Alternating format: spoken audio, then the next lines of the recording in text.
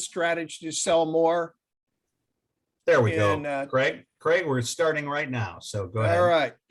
So in today's session, proven strategies to sell more in 2022 and beyond. What we're going to cover today is really how you can finish the year strong and have a tailwind when you go into 2022. My portion of the workshop, I'm going to be talking about 5 strategic initiatives that you should be undertaking.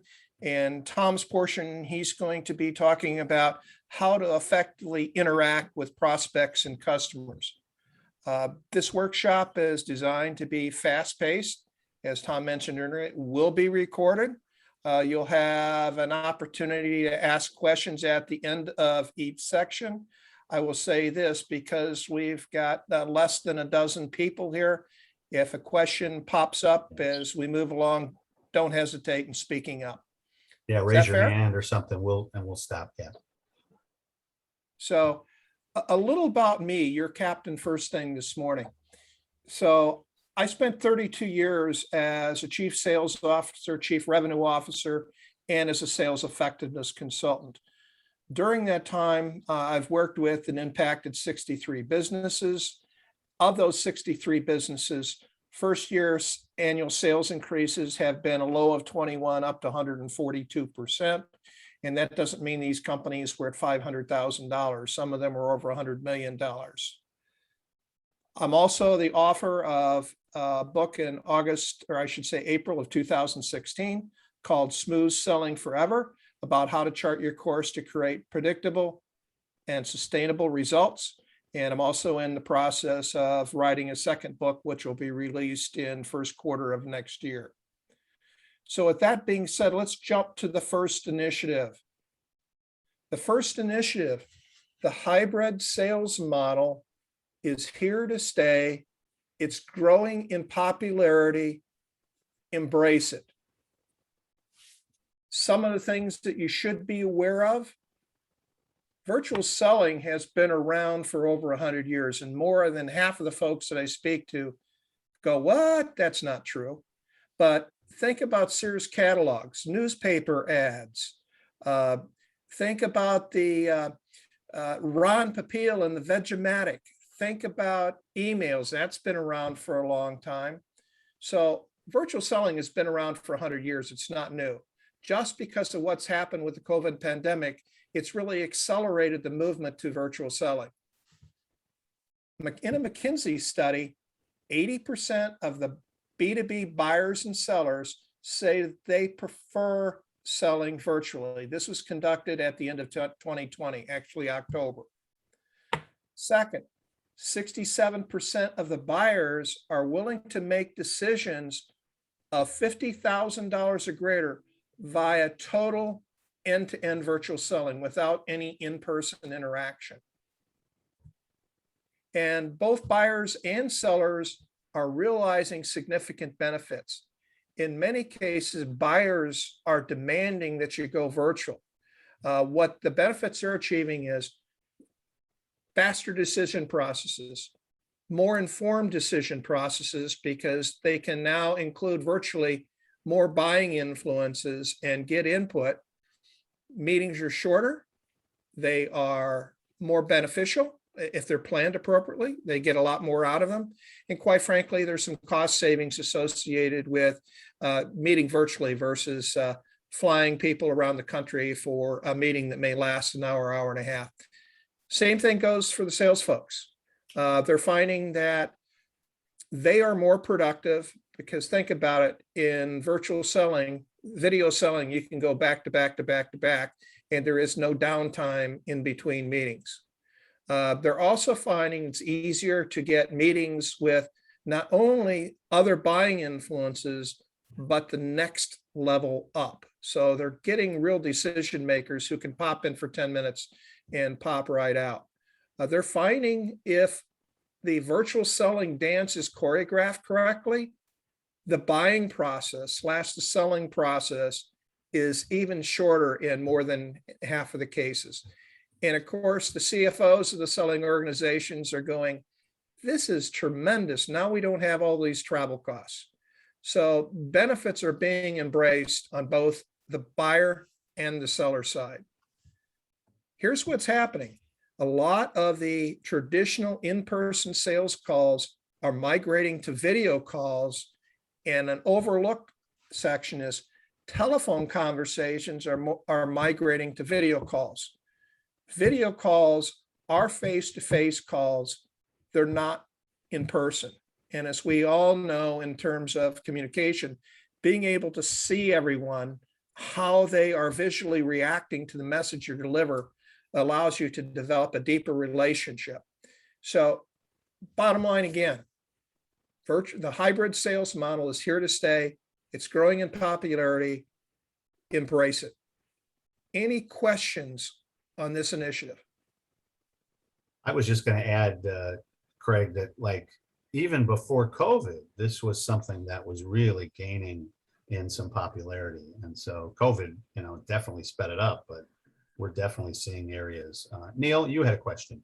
Yeah, this is already sparking a lot of questions, so I'll just ask one of them. One of the things I've noticed when you said telephone calls are migrating to video calls, and this definitely started way before the pandemic, I would say as far back as 2011, is that this, I've been in sales for 30 years, and used to be commonly accepted to just pick up the phone and call somebody. And not just a cold call, but like calling a customer or somebody you were in process with. It feels like that's really not, you don't call people anymore. Everything is an appointment to then talk to them. And I, like you're saying here, I've used that as an opportunity. If I have to make an appointment anyways, let's set it up as a video call, because then it raises the level of the meeting. But I don't know if you guys have noticed that. If you feel like that's kind of the case, that you have to make an appointment to do anything. You can't just call somebody out of the blue. It's causing significant challenges for traditional inside sales organizations. Yeah, it slows everything down too. It makes everything slower. Yeah. But absolutely, Neil. And the thing that I'm finding with sales teams is they are in the status quo is pick up the phone and call. But what best practice is, hey, Neil, let's schedule a meeting for next Thursday. I'll send you an invite. Do you want to do this via telephone, or you want to do a video call? And a vast majority of the time, folks are saying, let's do a video call. Yeah. Which helps us deepen our relationships.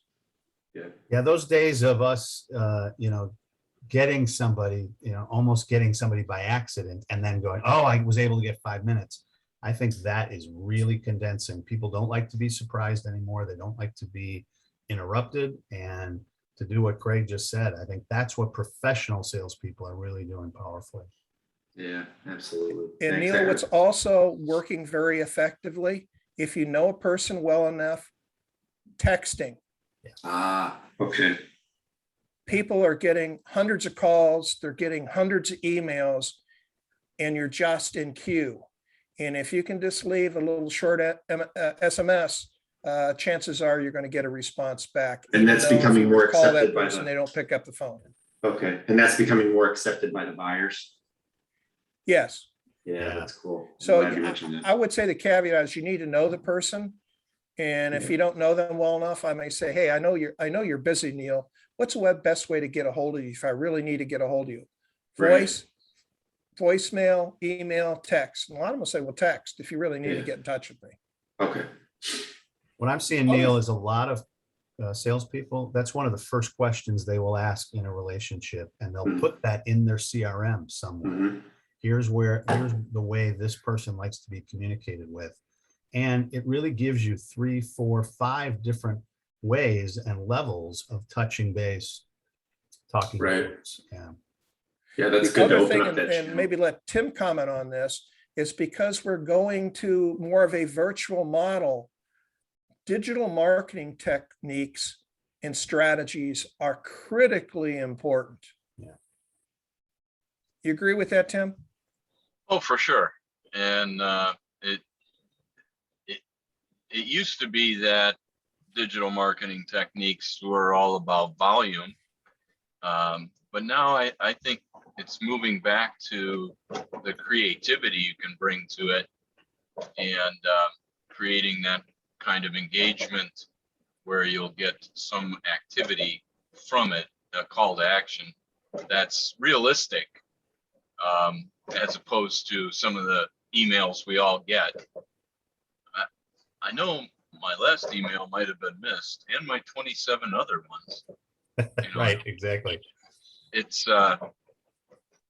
something that we're working with our clients to do a little less, but more profound. Tim, you bring up a great point. I think if you go back, I think it was 25 years ago, didn't Seth Godin write that book, Permission Marketing? And it was that way to break through, like, I need to get permission to market to you. And it's almost like we've come back full circle to that. Yeah, I believe so. And I think as we move on to the next slide, this will add further credence to the importance of digital marketing strategies and techniques. So, next initiative, you need to update your sales processes to mirror the buyer journey, because the journey has changed due to COVID and digital marketing. You really need to reassess what your sales processes are. And when I say sales processes, typically there are at least three: new client acquisition, upsell, cross-sell to an existing customer, or reorder. So here are some key points, and this falls right into what I was mentioning earlier, what Tim was talking about. The pandemic has escalated the move to virtual selling, including digital marketing. Digital marketing is huge. Here's some data. 67% of the buyer's journey is now done digitally, according to Cirrus Decisions, before they even reach out to a seller. So if you go through the process of decision-making, the three levels of thinking: cognitive thinking, divergent thinking, and convergent thinking, buyers are going online. They're looking for digital information to help them define what their needs are before they reach out to us. Secondly, according to the conference executive board, 57% of the purchase decision is already complete before the customer even calls the supplier. So take a look at this. Nearly, if you want to blend the two together, you're talking 60+%, 63, 64% of the buying process is complete before we even have a conversation with it. It's very, very important that we understand the new buyer journey that they're on. And there's two steps you need to follow. Start mapping out, and I'll say, the new customer buying process. Put your buyer cap on and say, if I were them, what steps would I go through? What gates would I go through? And then once we fully understand the steps in the customer buying process, then and only then can we create our sales process. We need to ensure congruency. So as I like to say is, as a seller, the seller and the buyer needs to be going down the highway in the same direction at the same speed so that they can communicate more effectively. And as sellers, if a customer is not accustomed to making the purchase that they're making for our products or services, they quite frankly may not fully know how to buy. So it's important for us to be one step ahead of our buyer and say, at this point in the process, typically customers either go in this direction or this direction. And this gives us as sellers credibility, where that buyer is going, Tom really gets me. You know, he's thinking exactly what I'm thinking. He gave me a couple options to choose from. Bottom line, we're controlling the sales process, but the buyer firmly believes that they're controlling the buying process. And I think the key point here is, again, start with the buyer journey and take a look at your existing sales processes and see how they're going to change based upon the virtual selling environment that we're going to be involved in going forward. Craig, can I add something? I think what's Absolutely. really important here also is recognize that a lot of times before we even have our first discovery conversation, they know more about us and our company and what they're looking to do than we know about them. They've researched us on LinkedIn. They've looked at our website. And so how well we are communicating that face fronting social piece of what we do is really, really important. comments or questions? I'd add one more thing to that.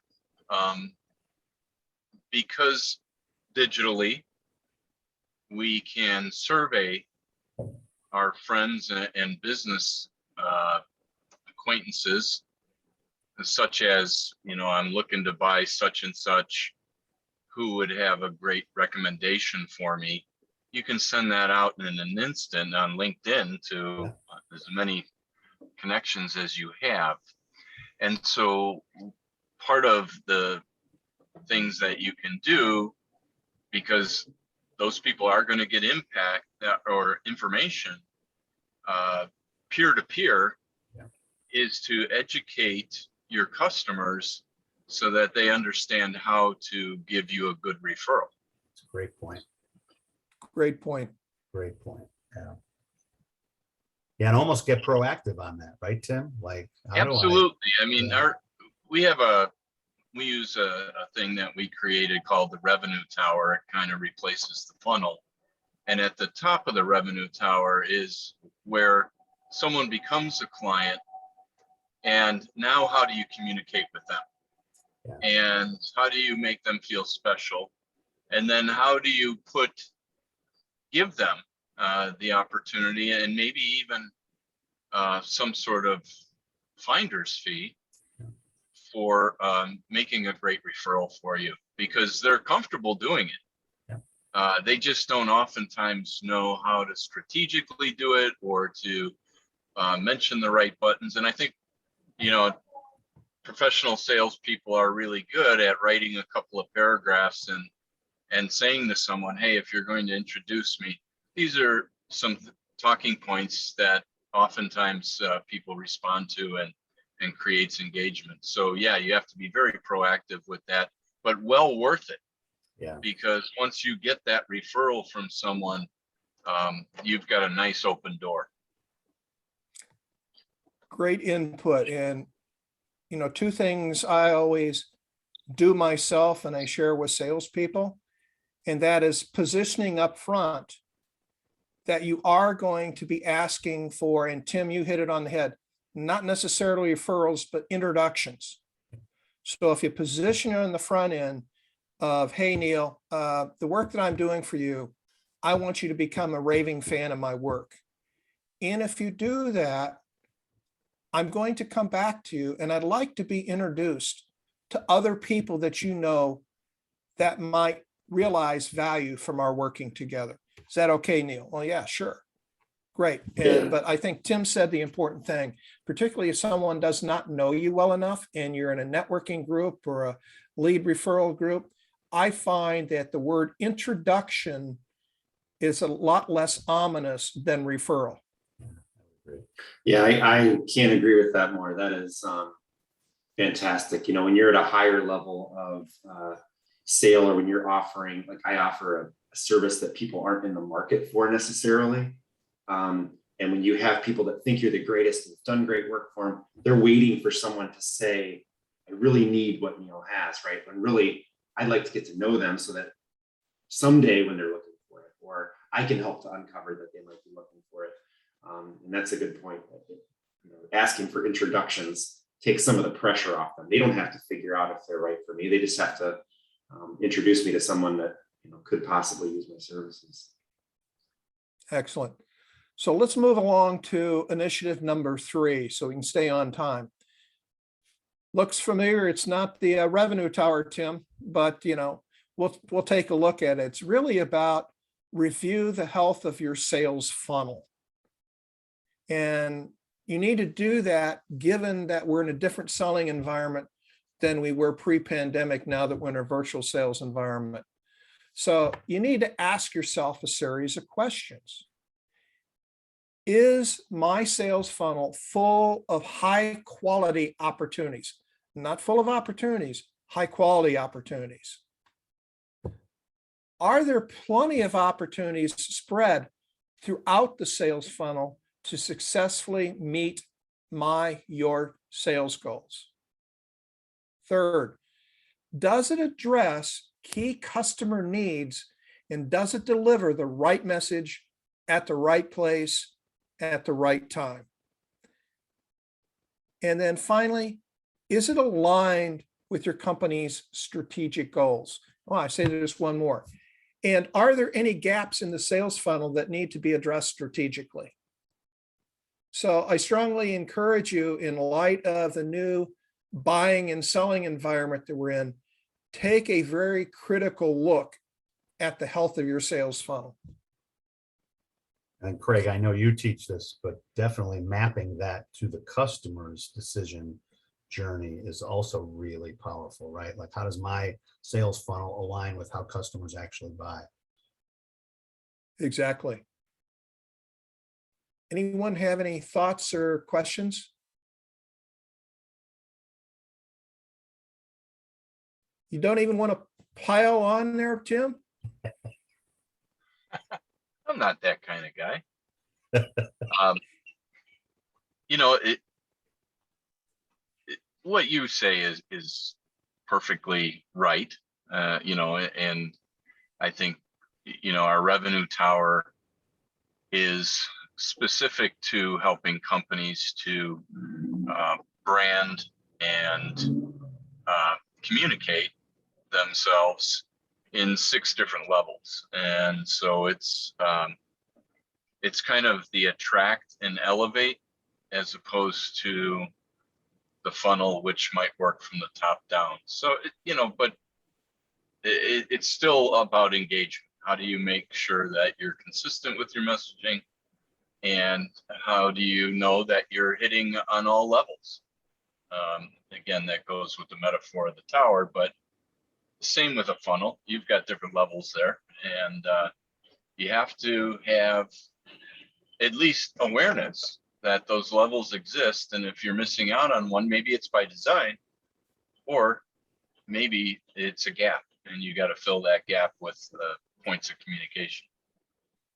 Right on. The inherent implication here is that sales must be marketing's best customer, and marketing must be sales' best customer. And to fully optimize your ability, like a piston going up and down, sales and marketing needs to be very tightly aligned and communicate very openly. Boy, more so than ever, don't you think, Craig? And more, especially, how do we utilize technology to make all of that happen? And how do we do it quickly? Because we're seeing customers don't, I mean, there's not patience anymore. You know, when they're ready to buy, they want to buy, and they want to move through that process fairly quickly. Right. It's like, I like the metaphor. It's like, and I hate to say it, but it's like bombing the beachhead. Yeah. So the Marines can land, which means similar to customer interaction. Marketing, digital marketing, lead generation, providing enough relevant information at the right time and the right place so that that person raises their hand and saying, look, I want to talk to you. It's critically important that marketing is taking over more of what was considered the traditional sales process. So there's an interesting, I don't know if you've seen this statistic, Craig, but with inside sales groups, they're finding that if the customer goes to the website, asks for information, and if we don't get back within 5 minutes, not an hour, not 5 hours. I mean, if you wait an hour to 5 hours, your chance of moving that process along reduces by about 80 to 100%. It's crazy. Like, you have a 5 to 10 minute window to move through to start the process. Otherwise, the customer's going to move on somewhere. agreed. We can have a whole conversation about this because it can border on almost creepy. Yeah, right, That exactly. instantaneous response, but you're correct. The numbers I've seen show the same thing. You know, this isn't something I'm capable of doing, but can that 5-minute response be automated? Yeah. Because I mean, if you're in a meeting, you know, you're not going to make it. 5 minutes is too short if you're in an hour meeting. That's what we're seeing companies do, is being able to put the right processes in place to make sure that they're responding in the way they need to. Right. Yeah. So, and that's an important area that Tim and his team really work on. Yeah. To basically give the right information to the person as quickly as they demand it, in order to move the buying process along, which in turn, if we deliver enough relevant information, either they're going to want to self-serve and buy online, or they're going to want to talk to somebody, which is our job in traditional inside or outside sales. So let's move along to number 4. We're getting a little bit behind. Metrics. Revise your sales team target and minimum acceptable performance metrics, both activities and results. Ask yourself, given the new hybrid virtual sales model, are we tracking the right activities and results? Do the target levels need adjusting? Do the minimum acceptable levels need adjusting? And that's really what we're talking about here. What I've seen in a virtual environment, activity levels and results, activity levels in particular, have gone up tremendously versus the old face-to-face in-person sales model.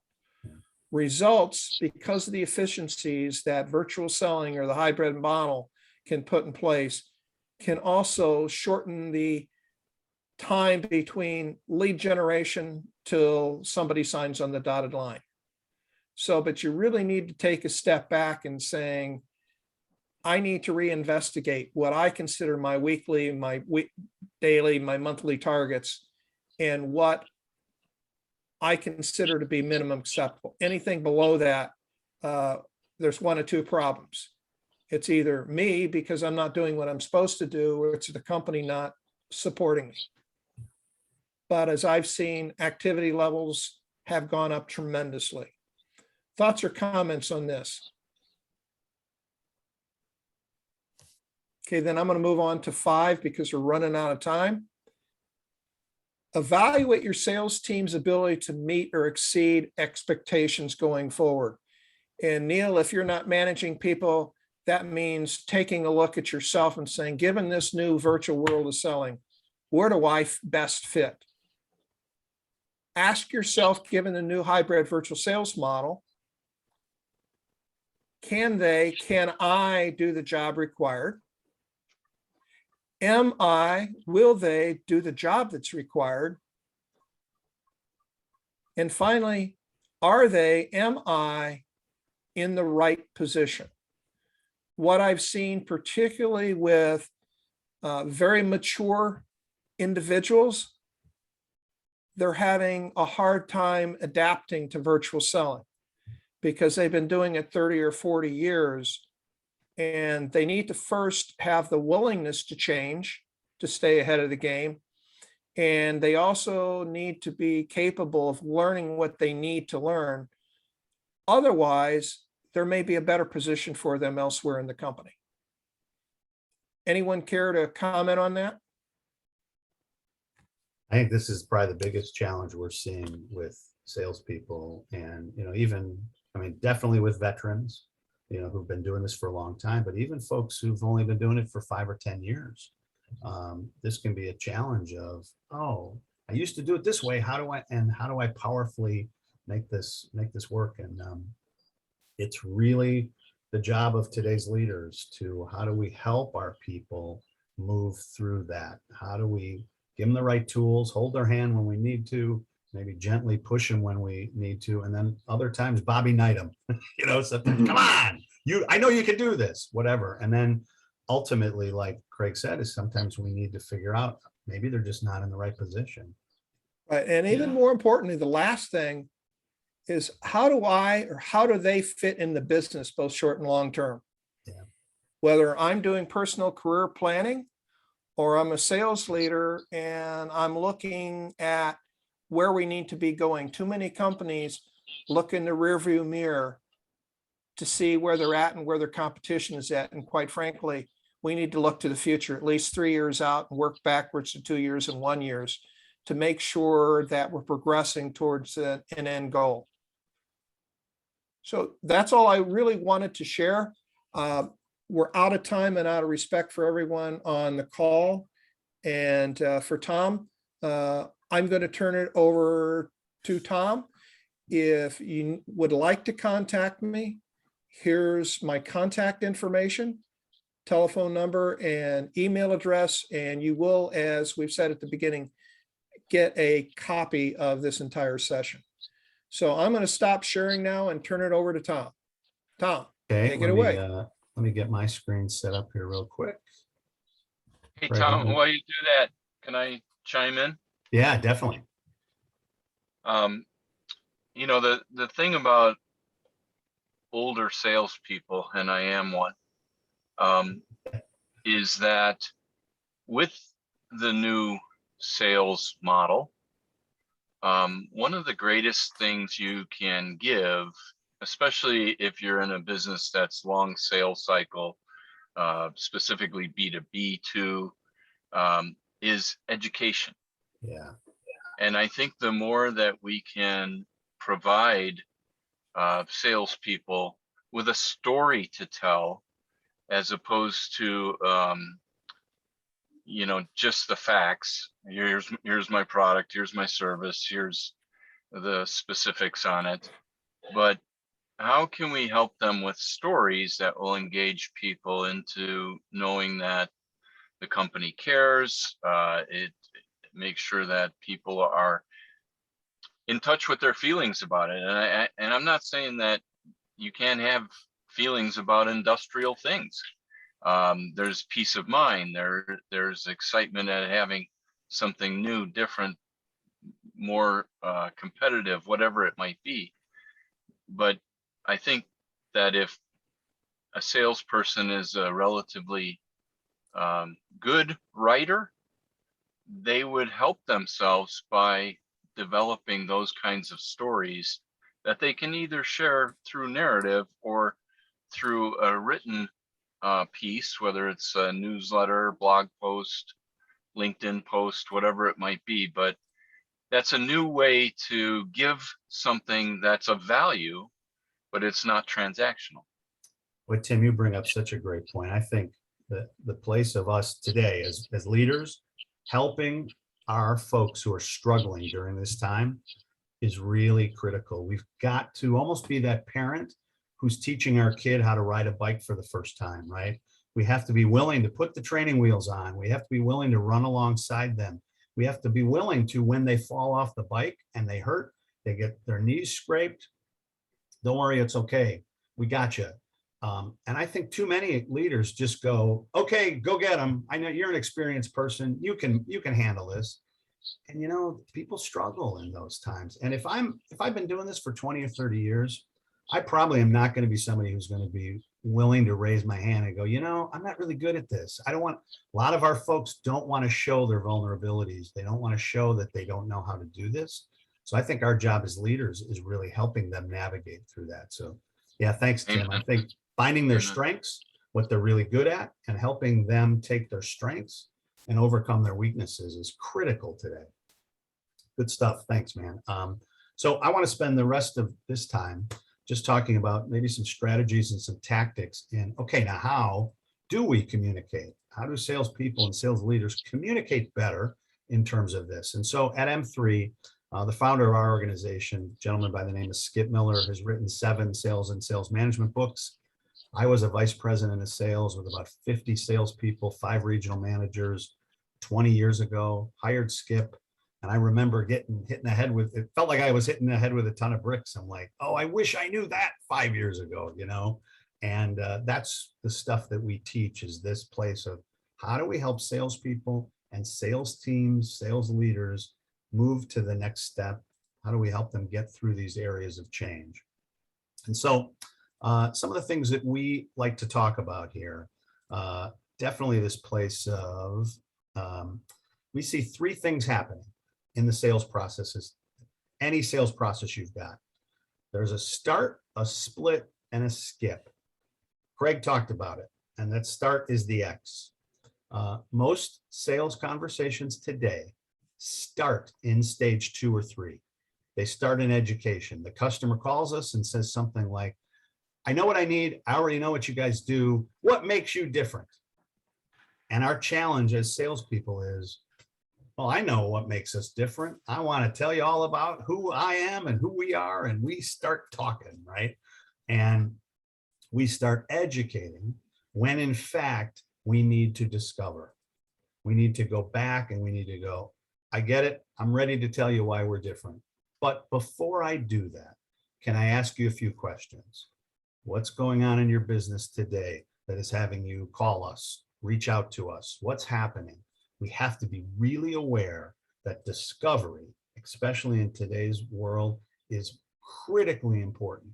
How do we figure that out so that we can move the customer through their process? And the only way to do that is understanding why they're doing it. What problem do they have? What are they trying to fix or solve? The other thing we see, and I'm going to spend some time on this, is there's this thing called the split. There's two languages that are spoken in most organizations. There's a technical language. Hey, how do you do what you do? How do I get the product? How do I get it delivered? What, tell me about the viscosity of your oil, all of that, the nuts, bolts, the speeds and the feeds.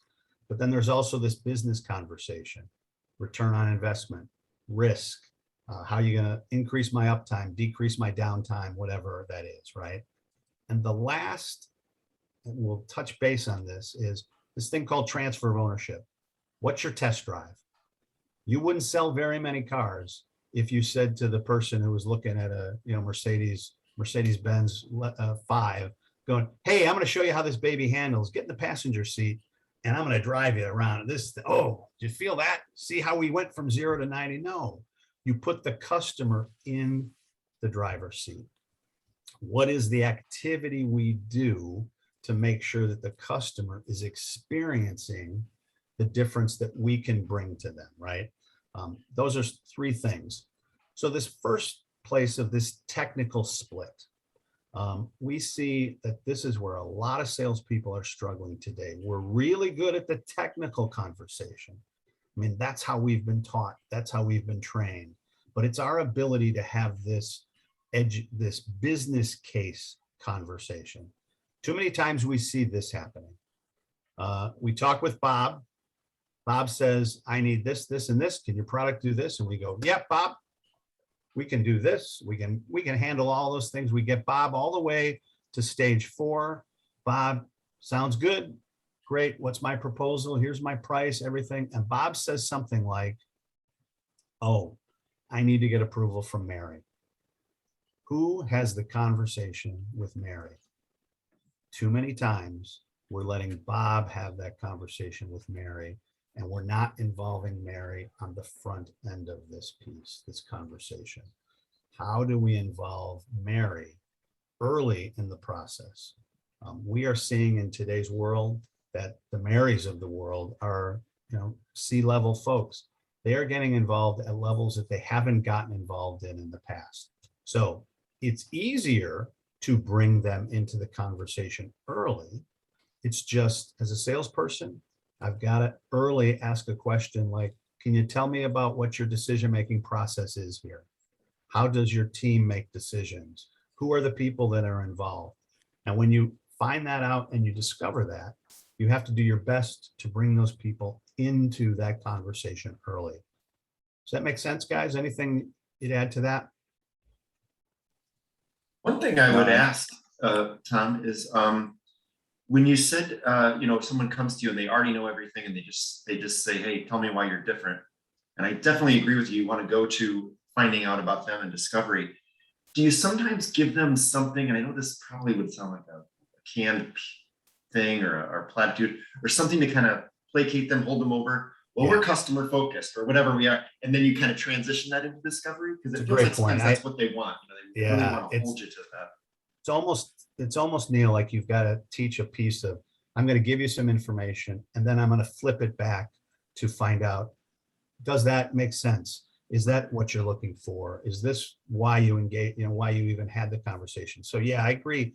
You should always have, and one of the things we're teaching salespeople is do more research in the industries that you're doing business in. Do some research ahead of time before you're even answering that question from the customer. See what kind of research, find out what's going on in their industry. It can be as simple as on Google, let's say, Neil, I'm going to have a conversation with you, cost reduction companies. I would go top 5 things, cost reduction companies, top 5 challenges. There is definitely somebody's done a study somewhere that these are the top 3 challenges that someone in the cost reduction space are having. And then I could say something like, yeah, let me tell you what makes us different. I know that organizations like yours are struggling with this, this, and this. Is this one of the problems you're having? Is that one of the reasons you reached out? And make sense, Neil? Yeah, absolutely. I'm gonna, yeah, there we go. I'm just gonna mute you guys. So Neil, that's definitely that space of, if I know enough about the industry or the person that I'm having a conversation with, I can give a little bit of my information, but then pull back and do the discovery.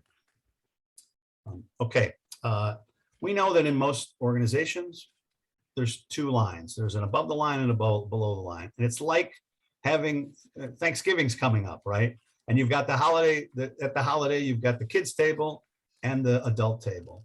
And if you're sitting at the kids table, you can't talk politics. And if you're sitting at the, well, you probably shouldn't talk politics regardless, right?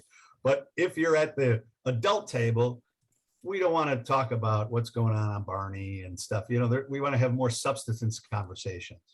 And so in most organizations, there's a language, there is a library that is being spoken. And so I want you to think in terms of this as, at the lowest level of an organization, it's all about features and benefits. It's all about the nuts and bolts of what's happening. I'm talking to operators and product specialists. Now, these folks have been told what to do. Hey, I need you to reduce our cost, find a cost reduction person, or I need a new website. Let's get a marketing team out. So they've been instructed by somebody to go out and find a solution. They typically are the ones who are shopping, they're thinking in terms of 0 to 3 months. Now, let's say that these people speak Swedish, okay? We go to the next level, which is a vice president level, could be a VP, plant manager, executive manager, and they've got 2 roles in that organization: increase my revenue or decrease my cost. And if you're not doing one of those 2 things, what are you here for, right? And now let's say those people speak Russian, and then you go to the highest levels of the organization, and the best people at this level are thinking market share and market size. How big is the sandbox? How big are we playing inside of that? And these are the owners, the C-level folks. And now let's say these people speak Russian. Now, most good salespeople are not afraid to call on the Russians and the Greeks. The only problem is they're still speaking Swedish. They come in and they want to talk about their product features and their product benefits, and they're not tying those pieces into the language that is spoken at the highest level of the company, that above the line language. Because most of our above the line calls go something like, hey, I've been having great conversations with Bob, Mary, and what do you need to know so you can sign off on this project, right? Instead of, hey, Mary, I'd love to understand what's happening in your business. How is this one transaction or this one opportunity that I'm working with Bob on, how's it impacting your whole organization? Can I do a better job of understanding what's happening in that organization so that I can now impact maybe 5 or 6 Bobs in that company? We almost call it, if you think about it, it's like this is the mind of an above the line person. It's a train, you know, they manage a train station. They've got 15 or 20 trains coming in at one time. And we're only talking to Bob about one of those trains. Our job is to find out what's happening in Mary's train station.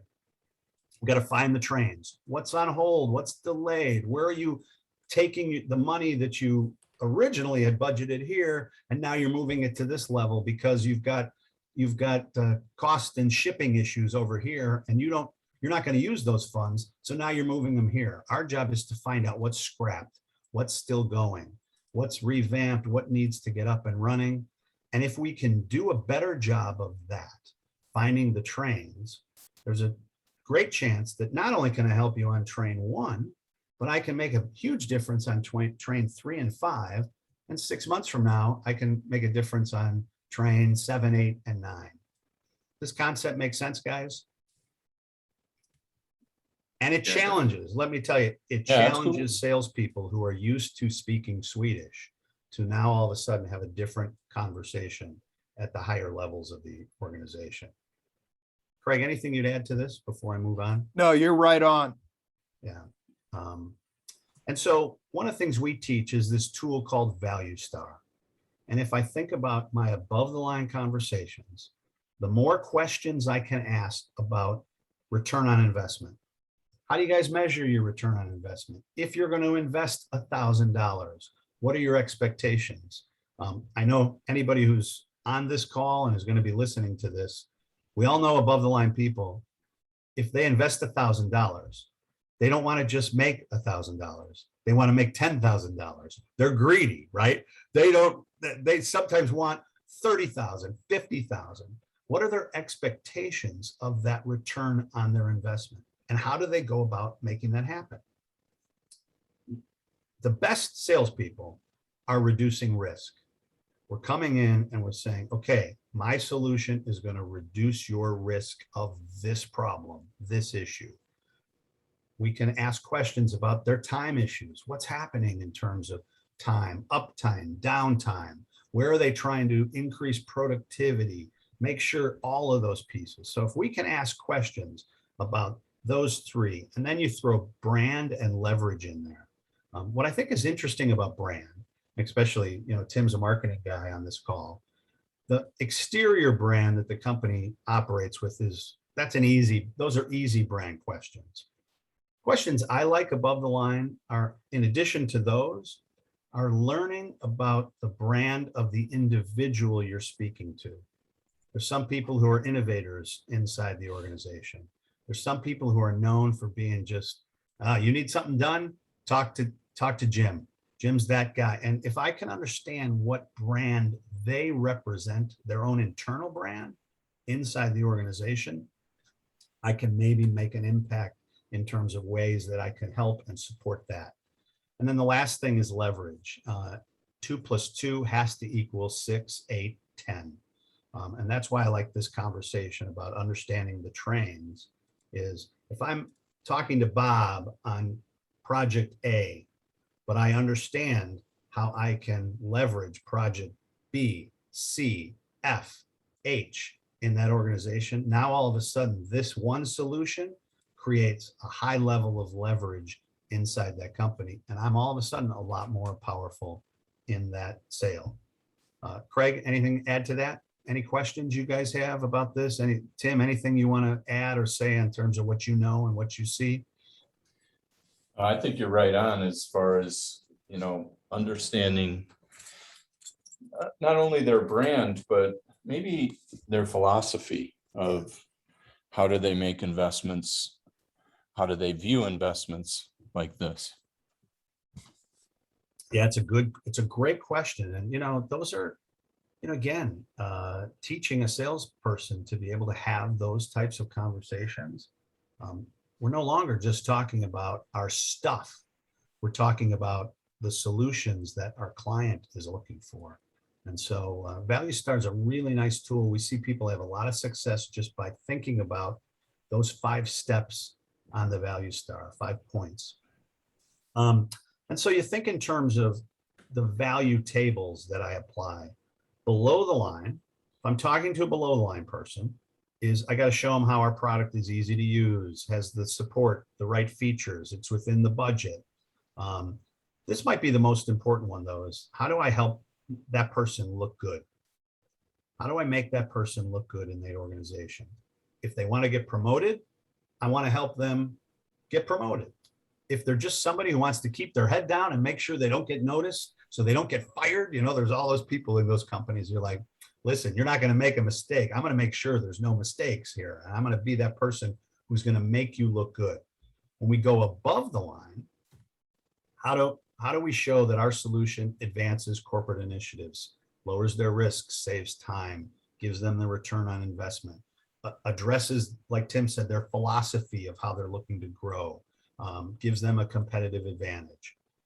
Because we have to find out Too many times we're talking about solution box A, and we're not finding out how our solution fits into their bigger picture. And when we understand their bigger picture, all of a sudden, a $20,000 proposal that I'm making here is no longer about 20,000. It's about how I can make an impact in your $1 million decision. If I stick with 20,000, too many times I get stuck on, oh, well, you guys are 10% higher than somebody else or 3% higher than somebody else. You're a few $100s more. If I have a conversation about B, solution box B, you'd be crazy not to make this investment because I'm going to lower your risk of this $1 million problem that you have by 30, 50%. And yeah, I'm a little bit more expensive than the other guys, but I reduce that risk that they don't. Does this make sense? And so Yeah. the other thing that's really important when we're having these above the line conversations is understand that below the line, the questions that we ask and the world that they live in is all about the present. But our above the line people are operating in the past and the future. And they're operating in a restorative past, which is that place of either one, I want to go back to those great days before COVID, before this, or I want to say, you know what, I never want to have this supply chain problem that I just had. And so they go back in time to go forward.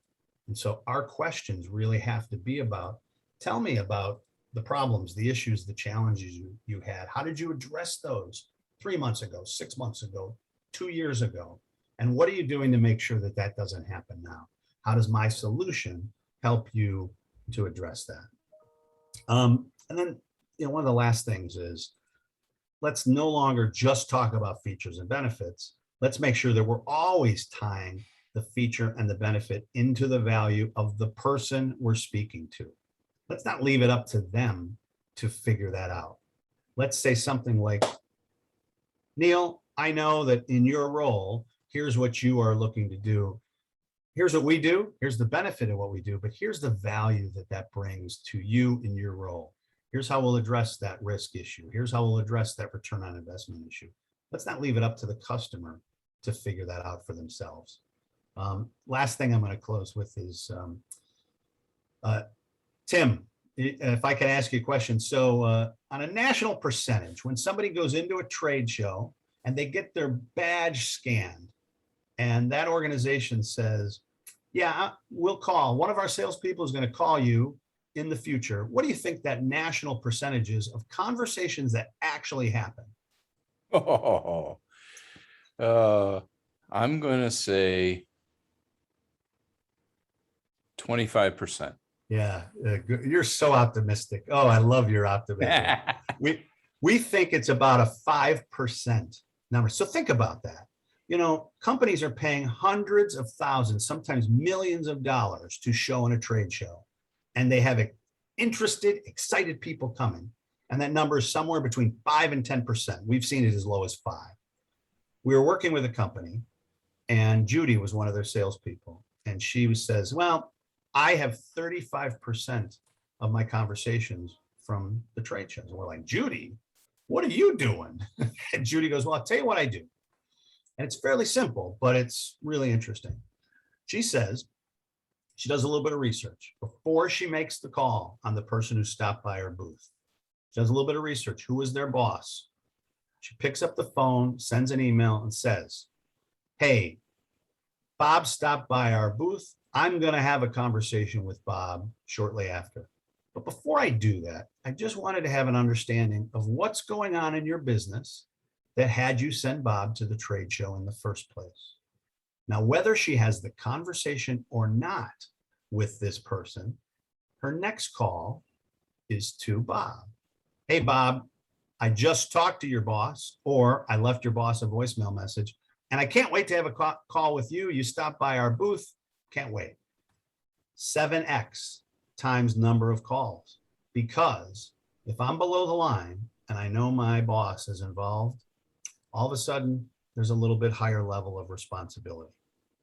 Now I'll tell this story to salespeople and a lot of them will go, oh, you don't want to go over that person already. And I go, first off, what's at risk? You're only talking to 5% of the people. So 95%, it's a small number of risk. And wouldn't we agree that sometimes the above the line person is probably going, whew, I'm glad, I sent Bob over to Las Vegas. I'm glad Bob was doing his job and actually went to we can make that below the line person look good by having an above the line conversation earlier in the process. Does this make sense? Craig, anything you'd add to this? I'm just saying right on. And the underlying tone on this is that people make decisions based on emotion and they justify that decision with logic. Yeah. And a lot of what you've been talking about is getting to the emotion, getting to where the real value is at. Yeah. And so, getting access to the above the line person, sometimes we have to go through our BTL relationship and we got to involve them to help us get up. And these are some easy ways to do it. Just involve them, ask them questions about what's happening. Sometimes get them to go, ooh, those questions are above my pay grade. And you just go, oh, great. Would you mind setting up, again, I want to help you look good. Can you set up a meeting so we can have a conversation with the above the line person? Biggest key I would say is involve your BTLs, ask them those questions, have them set up those meetings. And the biggest thing above the line is don't wait. Whatever you do, do not wait till stage 4. Involve them as early as you can and, find their trains, use the value star. And so these are some of the things that we talk about, especially in today's world. We're seeing a lot of salespeople struggle in that above the line conversation. I hope some of these strategies and tips were at least provide a different level of, oh, I could try that, or I could get better at that. Any questions you guys have before we finish up? Yeah, Tom, I wrote down some notes 3 slides before Judy's story. And my question was going to be, sometimes you need a person below the line to get you above the line. How do you make them confident that you're going to make them look good? And in what I do, sometimes people see what I'm doing for, let's say, the IT manager is doing the work they should have done. It's not the case, but they feel their boss is going to feel like I'm coming in to do the work that Bob should have done. And that idea about going above their head, but planting that seed even before you call, you're really kind of starting that process. The boss already knows about me. Yeah. How can we how can we work together? It's just a brilliant idea. I never would have thought of that. We're also big fans of what I call a status update. Sometimes with above the line, you just have to let them know what's happening. And it's easy. Hey, I just had a great conversation with Bob. He's fantastic. Just wanted you to know that here's what we're doing. We're moving it to the next level. And then some, again, that place of involving the below the line person, but then keeping them in the loop helps them feel like they're part of the process and can really make them look good along the way. Tim, any questions before we head off? And Larry, I know you just joined us and we'll send you but we're just finishing. So we'll send you the deck of everything we're talking about too. So. No, I just, Did I miss it? Yeah, it started at 9, so I'm sorry, but we'll send it on to you, bud. Jeez. No worries. But Larry, that kind of I've been week, you. right? Yeah. I've been you, Larry. Right. Well, I have it on my calendar for 10. Don't ask me why. Tim, what were you going to say? Just say you guys did a great job on addressing a lot of points here. And I really like some of the models that you use. And it all comes down to the same thing. How do you get the engagement you're looking for? And I think your Judy story is great because oftentimes, we've been involved in so many promotions at trade shows. And one of my favorite stories is one where they had to call security because they had too many people in their booth when it started because of our promotion. Yeah. But then when we talked to them 4 months later, we said, okay, what are the final numbers from all that? They said, we completely dropped the ball. We were overwhelmed. We had no system in place to contact all those people. And it just makes you want to cry. Yeah, I think about it. All the time, money, and energy that gets spent, and then you lose that opportunity, right? And it's, Yeah. Yeah, and I will say a lot of cases, and I feel Tim's pain. because marketing does a great job of generating leads. And then those of us who are in sales potentially drop the ball. Yeah. And there's three critical elements. You know, what is the lead conversion process and what are the timings of the contact steps? Secondly, what metrics are we really measuring once marketing turns up a quality lead for us, an MQL, a qualified lead? And thirdly, is there an accountability element in place that makes sure that you and I as salespeople do what we're supposed to do? So there's just too many times salespeople say, those leads were no good from marketing. In reality, salespeople didn't follow up on them. They didn't follow up on a timely basis. They didn't deliver the right message. So in a lot of cases, it falls on, I found, more on sales execution than it does on the marketing side of the fence. Yeah, it's so interesting. Like we'll touch base with one or two people and they don't call us back. And then they forget that they even stopped by and we're like, oh, these leads are horrible. And then you don't call the rest of those, 20, 30, 50, 100 leads and like, we'll get to them later. And before you know it, 3 months have passed. And as Tim said, we're like, oh, we didn't achieve any of our objectives. And so, hey, speaking for myself, thank you guys for being a part of this conversation. We're gonna, again, like we said, we recorded this, so we'll make sure that everybody gets a copy of this, and some of the folks who weren't able to attend live. Craig, anything you want to say to kind of let us off here and let everybody I go just home? want to say thank you for taking an hour out of your life to listen to what Tom and I have to say, and I'm hoping that you've walked away with some actionable items. And I would definitely say when we end the call here, write down the top 3 things that take away that you can take action on and get after it. Yeah. Thank you for your time. Yeah, thanks everybody. And Yeah, Larry thank will you send both. this out to you a little bit later this afternoon. Sorry, bud. I See you, though. appreciate that. No excuses here, but at least I showed up. Yeah, exactly. Better late than never. Glad to have Larry, you were both. you still counting beans? Yeah. Hey, I'm always counting beans. The question is, are they Lima or Pinto? Right, exactly. Depends if you're north or south of the border. Thanks, guys. All right, Tim, thank you, hit him gentlemen. straight today, buddy. Have a good day. Hit him straight with your 1 iron. Take care, guys. See you guys. Thanks.